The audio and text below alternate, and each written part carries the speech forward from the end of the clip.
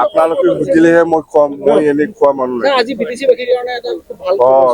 বাসীৰ কাৰণে খুব ভাল আৰু স্পেচিয়েলি ওদালগুৰি জিলাৰ কাৰণে, বাক্সা জিলাৰ কাৰণে খুব ভাল দিন আজি।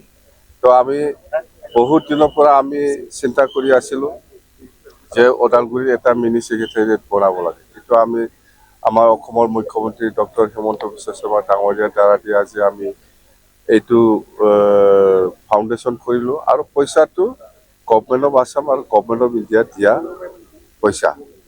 এই পইচাটো আগৰ প্ৰমোদ বড়োৰ দিনতে আছিল, কিন্তু সি ব্যৱহাৰ কৰিব পৰা নাই।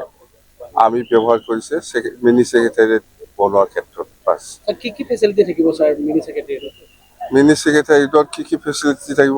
এই আছাম এছেম্বলিত যোৱা নাই, এই বিটিচি ছেক্ৰেটাৰি একে, বেলেগ একো নাই, একে। নিৰ্বাচন যেতিয়া ঘোষণা হ'ব তেতিয়া মোক সুধিবি। এইবিলাক নিৰ্বাচন ঘোষণা হোৱাৰ পিছত মোক সুধিবি। এতিয়া ইলেকশ্যন হ'ব না নাই এইটো ঘোষণাই কৰা নাই। কি নিৰ্বাচন, কি এলায়েন্স, কি চিট, এইবিলাক কিয় সোধে? ইলেকশ্যন ঘোষণা হ'ব দে, তেতিয়া মোক সুধিবি। এইবিলাক কি তথাপি মানে কি?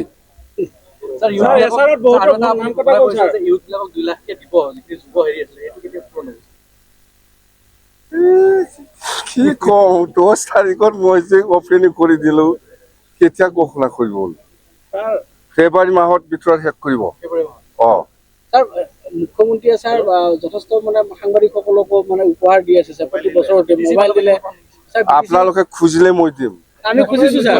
খোজা নাই, কেতিয়া খুজিছে? আজি খুজিছে, হ'ব কিবা একটা হ'ব দে, হ'ব।